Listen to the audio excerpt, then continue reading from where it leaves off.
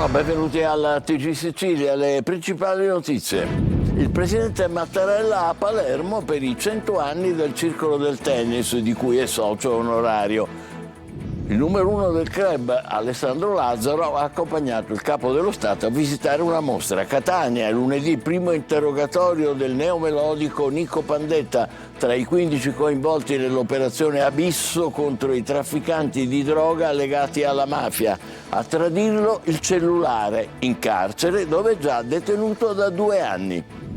Crisi idrica nell'Agrigentino, scoperto a Canicattì un business di acqua contaminata prelevata da un pozzo agricolo e destinata alla vendita nelle autobotti. A Licata, cittadini in piazza, intervenga la magistratura.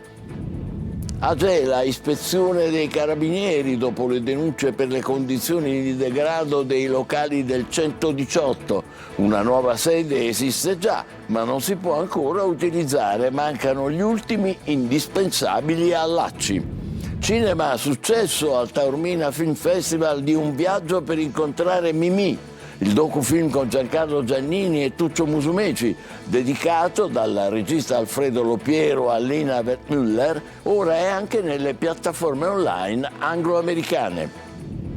A Salina, Maria Grazia Cucinotta premia l'attore palermitano Vincenzo Ferrera nella 15ª edizione del Mare Festival Premio Troisi. Emozionante il ricordo del regista e attore napoletano scomparso 32 anni fa sul finire delle riprese proprio a Salina del film Il Postino.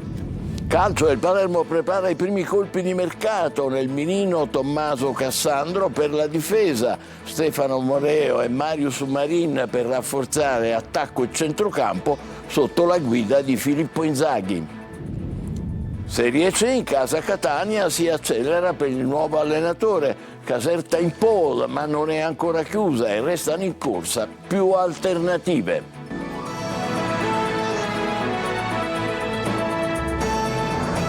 Bentrovati. A Palermo il presidente Mattarella ha festeggiato i 100 anni del Circolo del Tennis, di cui è socio onorario. Servizio di Marco Gullà.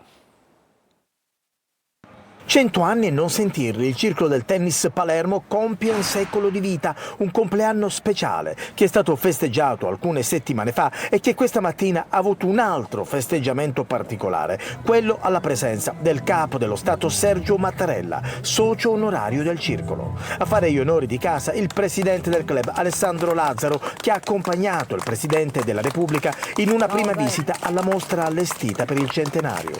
È una splendida giornata, una sorpresa meravigliosa quella che ci ha fatto il Capo dello Stato, tra l'altro è un concittadino palermitano, quindi per noi la soddisfazione è doppia. Dico che da un punto di vista tennistico è finito il primo set, da domani mattina iniziano gli altri. È una giornata storica per il tennis italiano, perché la federazione si fonda sul movimento delle società sportive. Avere il Circolo Tennis Palermo con i suoi 100 anni significa godere di un'esperienza, di un appoggio importante e poi ovviamente nobilitati dalla presenza del presidente Mattarella. Il presidente Mattarella è da qualche mese un socio onorario del club. È stato sempre vicino ai successi dei campioni azzurri del tennis fino alla premiazione di Sinner un mese fa, dopo la finale degli internazionali a Roma. La cronaca adesso. Catania, lunedì primo interrogatorio del neomelodico Nico Pandetta, tra i 15 coinvolti nell'operazione Abisso contro i trafficanti di droga legati alla mafia. A tradirlo il cellulare, in carcere dove è già detenuto da 2 anni. Emanuela Corsi.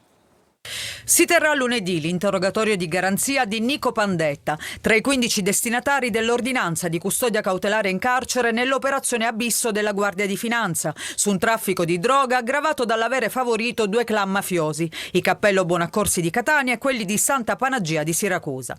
Il nipote dello storico boss catanese, Turi Cappello, sarà in videocollegamento dal carcere di Prato, assistito dall'avvocato Riccardo Floris del Foro di Cagliari.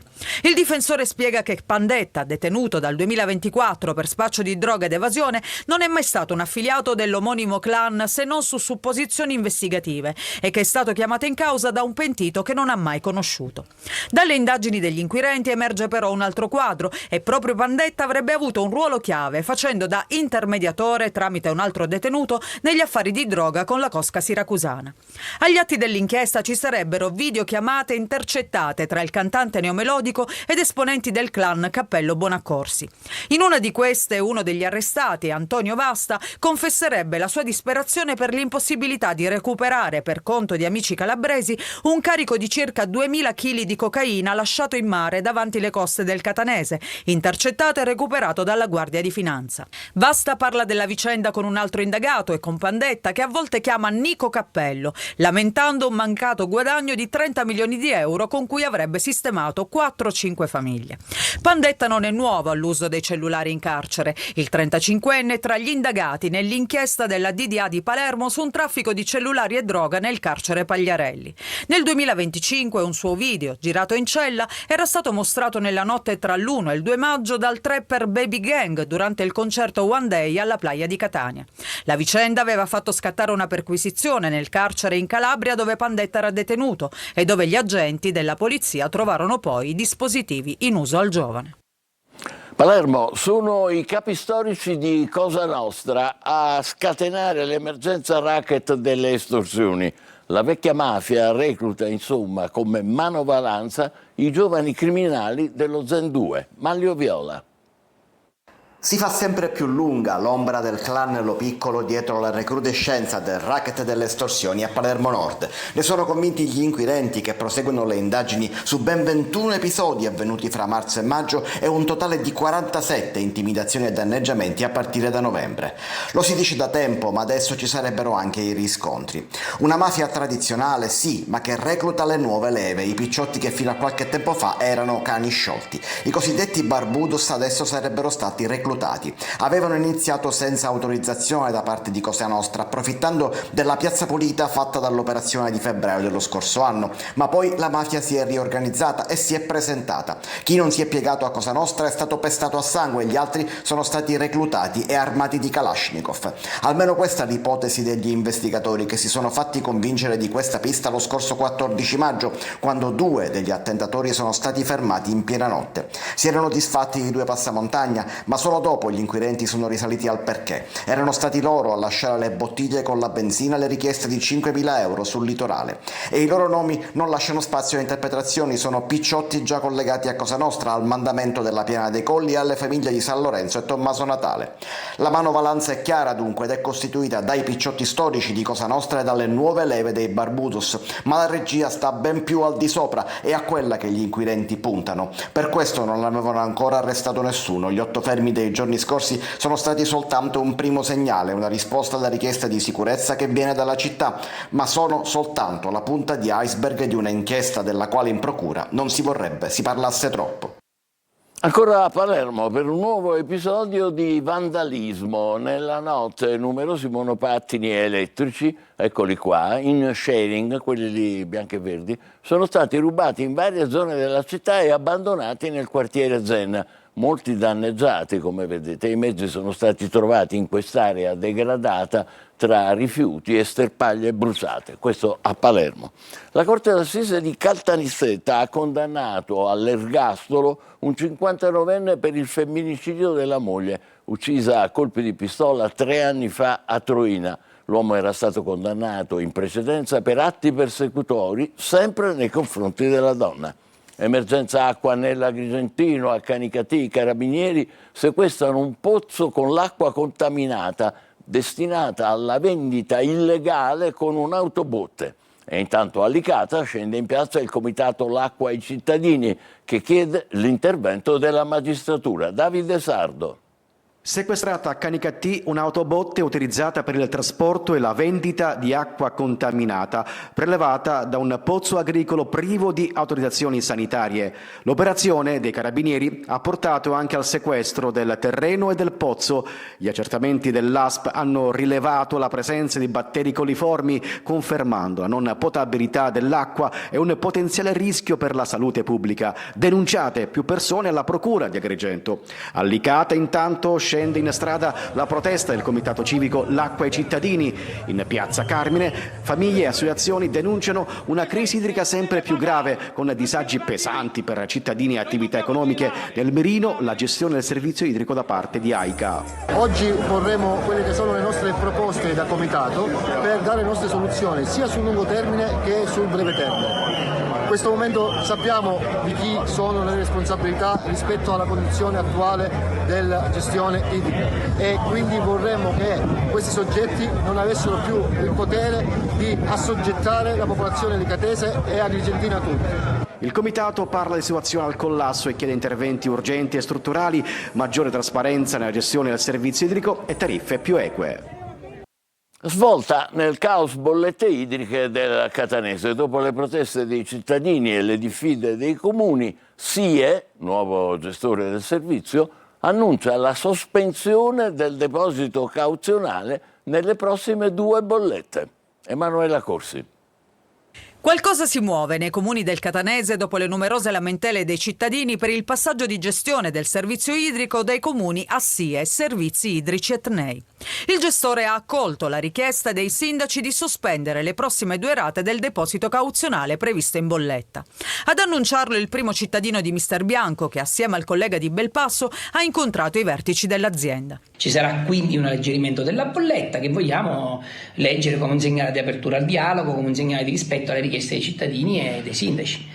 È chiaramente una base di partenza, non possiamo fermarci qui. Il gestore unico c'è, la legge è chiara e noi abbiamo dovuto attuarla, però adesso è fondamentale che sempre di più SIE si metta a disposizione realmente dei cittadini e dell'intera provincia di Catania. Sempre SIE ha accolto con favore la richiesta avanzata dai sindaci dell'area ionica di aprire un tavolo tecnico per trattare i temi inerenti al servizio idrico integrato. Nei giorni scorsi i comuni del comprensorio di Giarre avevano diffidato l'azienda per i disservizi nella fornitura, le perdite di acqua nel territorio e le bollette con importi esorbitanti che pesano sulle tasche dei contribuenti. Il tema dell'acqua resta centrale anche nel dibattito politico dei comuni ionici. Al termine di una seduta straordinaria, il Consiglio Comunale di Riposto ha approvato una mozione con cui si diffida SIE a seguito di continui disservizi nell'erogazione di acqua sul territorio comunale per interventi programmati e non comunicati ai cittadini. Gela, ispezione dei carabinieri e del NAS dopo le denunce per le condizioni di degrado dei locali del 118. Una nuova sede esiste già, ma non si può ancora utilizzare. Mancano gli ultimi indispensabili allacci. Gerri Italia. I carabinieri del NAS e gli operatori dell'Ispettorato del Lavoro hanno ispezionato i locali che ospitano il 118 dell'ospedale Vittorio Emanuele di Gela, un sopralluogo per verificare le condizioni della postazione Charlie, finita al centro di diverse segnalazioni e polemiche per una situazione definita da tempo non più adeguata agli standard di un servizio di emergenza. Una sede ricavata negli spazi dell'ex area Covid, in locali semi-interrati dove gli operatori hanno denunciato anche alle nostre telecamere a luglio dello scorso anno disagi legati a umidità, infiltrazioni, problemi igienici e difficoltà operative. Un quadro ancora più delicato perché il servizio negli ultimi giorni ha dovuto fare i conti anche con il fermo di una delle 2 ambulanze per un guasto. Una vicenda che assume i contorni di un paradosso. La soluzione infatti esiste già. Il comune ha individuato quasi un anno fa un immobile confiscato alla mafia destinandolo proprio al 118, una struttura ritenuta idonea, più funzionale e pensata per migliorare il servizio sul territorio. Ma dopo mesi il trasferimento non è ancora avvenuto. A bloccare l'apertura sarebbero gli ultimi adempimenti tecnici, in particolare l'allaccio idrico. Quel locale lo abbiamo dato immediatamente al 118 e sono mesi che tendiamo. Adesso c'è stato un problema con l'allaccio idrico, ci hanno fatto sapere che l'allaccio idrico è un allaccio straordinario perché devono passare. Abbiamo già avviato, gli scavi già sono stati completati, domani verrà avviato il contratto con Caltacqua per il nuovo contatore e poi noi stessi faremo la voltura all'ASP pur di accelerare i tempi. Nel frattempo il nuovo presidio resta chiuso e gli operatori continuano a lavorare nella vecchia sede, la fotografia di una città dove la soluzione è stata trovata ma resta ancora ferma davanti agli ultimi passaggi della burocrazia. Costruire un fronte comune per la tutela dei lavoratori. A Pozzallo la CGIL, con il segretario nazionale Landini, sollecita la tutela degli operai stranieri, anzitutto nell'edilizia. Veronica Barbarino. Solo insieme si possono affrontare determinati problemi, determinati riuniti sotto lo stesso casco. Pozzallo, città simbolo degli sbarchi e dell'accoglienza nel Mediterraneo, è diventata per 2 giorni il luogo di confronto e proposta. La città ha ospitato il forum promosso dalla CGIL dedicato a migrazione, lavoro, diritti e sviluppo economico. Al centro dell'iniziativa è il settore delle costruzioni, dove la presenza dei lavoratori stranieri è ormai strutturale. Secondo i dati Istat, nel 2025 i dipendenti stranieri rappresentano quasi il 20% del totale nel comparto. Molti arrivano da Albania, Romania ed Egitto, ma aumentano anche i lavoratori provenienti da Tunisia, Marocco, Pakistan, India e Nigeria. Numeri che raccontano una trasformazione profonda del settore, segnata anche dall'uscita progressiva dei lavoratori italiani. Se non ci fossero lavoratori stranieri, l'edilizia non funzionerebbe. Se non ci fossero lavoratori stranieri, la raccolta nei campi non viene fatta. Noi vogliamo affermare il superamento dello sfruttamento nel lavoro. Una dinamica che rende sempre più urgente affrontare il tema dell'integrazione, della formazione e della sicurezza. C'è bisogno di cancellare leggi balorde che sono state fatte come la legge Bossi-Fini e c'è bisogno di affermare l'applicazione dei contratti veri. È necessario quindi costruire un sistema capace di garantire diritti uguali per tutti i lavoratori, indipendentemente dalla provenienza. Come ogni fine settimana torna Il Punto, l'approfondimento condotto da Luca Ciliberti, che oggi si occuperà dei nuovi scossoni nella politica regionale dopo gli scandali e il voto delle ultime amministrative. Tra gli ospiti Cateno De Luca, l'ex presidente dell'ARS Gianfranco Miccichè e Filippo Serra dei 5 Stelle. Appuntamento alle 14.30 su Telecolor e domani alle 14 su Antenna Sicilia. Cinema, successo al Taormina Film Festival del docufilm di Alfredo Lopiero, Un viaggio per incontrare Mimì, ora anche nella piattaforma online Prime Video, diffusa negli Stati Uniti e nel Regno Unito. È un omaggio a Lina Wertmüller, protagonista Giancarlo Giannini, con Tuccio Musumeci, servizio di Desiree Ferlito. Sono tornata a Catania perché voglio incontrare Mimì. Successo al Taormina Film Fest del docufilm Un viaggio per incontrare Mimì, applauditissimo alla 72esima edizione del festival. Un viaggio nella memoria del cinema italiano, ma anche una vetrina internazionale per la Sicilia. Dopo la selezione, Un viaggio per incontrare Mimì compie un nuovo passo e sbarca sulle piattaforme Prime Video italiane, americane e britanniche, con una versione interamente sottotitolata. Il film, diretto da Alfredo Lopiero, rende omaggio a Lina Wertmüller, la regista che ha scritto pagine indelebili della storia del cinema italiano, e vede protagonista Giancarlo Giannini affiancato da Tuccio Musumeci e da un cast che racconta volti, tradizioni e atmosfere della Sicilia più autentica. Noi ci siamo divertiti molto. Se io non avessi fatto questo film in Sicilia non sarei qui e non avrei fatto tante altre cose. Una terra che diventa protagonista assoluta della pellicola e che adesso si prepara a farsi conoscere anche dal pubblico internazionale. Festeggiamo in una location importante l'internazionalizzazione della pellicola. Un'opportunità per esportare non solo un film, ma un'identità culturale fatta di paesaggi, tradizioni e storie che continuano ad affascinare il mondo. Ancora cinema a Salina, dove si ricorda Massimo Troisi, scomparso 32 anni fa sul finire delle riprese proprio nell'isola del film Il Postino. Tra i premiati del Mare Festival di quest'anno l'attore palermitano Vincenzo Ferrera, madrina Maria Grazia Cusinotta, l'inviata Eva Spampinato. A 15 anni dalla sua nascita, il Mare Festival trasforma ancora una volta Salina nell'isola della memoria e del cinema, qui dove Massimo Troisi ha lasciato un'impronta indelebile con Il Postino. Il grande schermo incontra il racconto di un'eredità che continua a parlare anche alle nuove generazioni. Ogni anno vedere l'emozione anche da parte di chi riceve il premio. È un modo per ricordare Massimo, per ringraziarli per tutto quello che ci ha lasciato, è un modo per portare il cinema su quest'isola magica che è stata il set del Postino 32 anni fa e per continuare a far emozionare e emozionarci tutte insieme. 3 giorni di incontri, premiazioni e focus tra le piazze di Santa Marina, Malfa e Pollara. La storia della Kermesse diventa un film documentario anticipato proprio quest'anno da un cortometraggio Viva Troisi. Il prossimo anno nel Festival 2027 faremo vedere questo documentario, racconteremo proprio in dettaglio tutta la storia del premio Troisi attraverso le voci autorevoli di Cristina Comencini, Alessandro Preziosi, Maurizio Costanzo, Anna Marchesini, grandissimi attori e registi che sono venuti qui nell'isola del Postino. Svelata l'opera Oltre il tempo, dedicata al Postino di Troisi, restaurata proprio quest'anno. Tutta la mia adolescenza l'ho passata a guardare i film di Massimo Troisi, tutti quanti, è sempre stato un faro prima di iniziare col sogno di diventare attori. Siamo in una cornice incredibile, quindi meglio dico, cioè uno viene qua, sta a Salina, una delle isole più belle al mondo, in Sicilia, sono palermitano, ho il privilegio di prendere un premio col viso di Massimo Troisi, meglio di questo, insomma, veramente è unico. Breve pausa, tra poco il calcio con le prime novità per il mercato del Palermo, mentre il Catania è ancora alle prese con la scelta dell'allenatore. State con noi.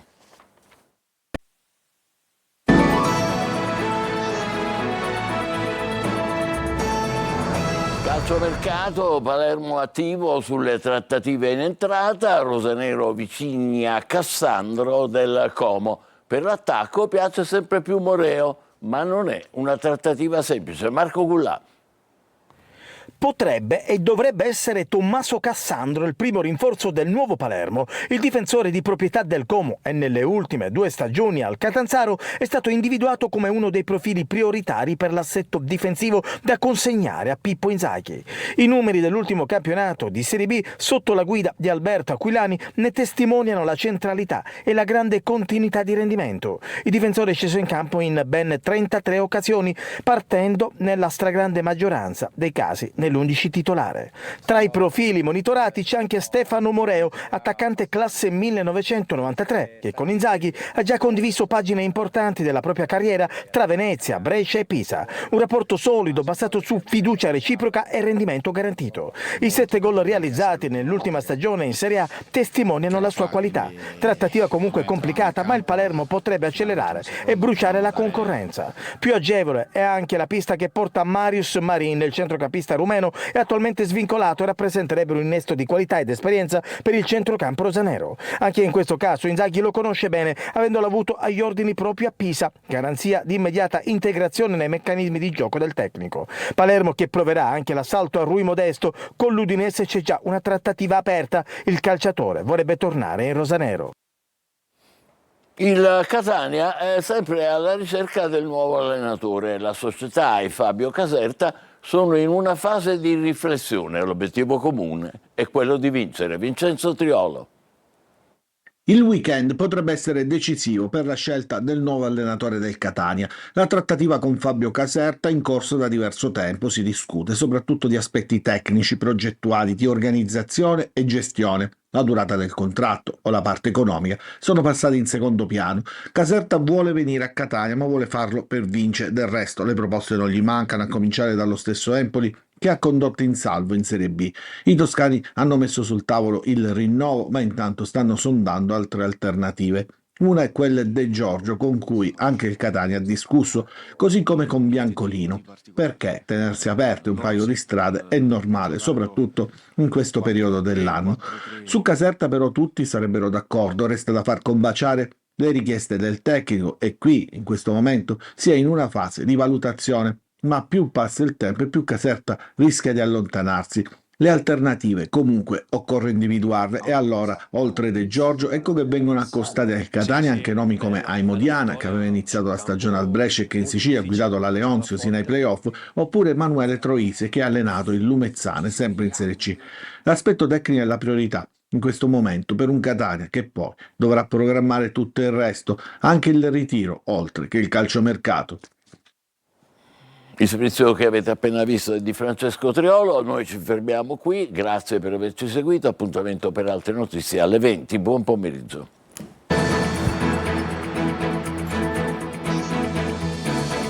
Entra nel mondo dell'informazione con l'app Sicilia Web, resta sempre aggiornato con le news e le live in diretta.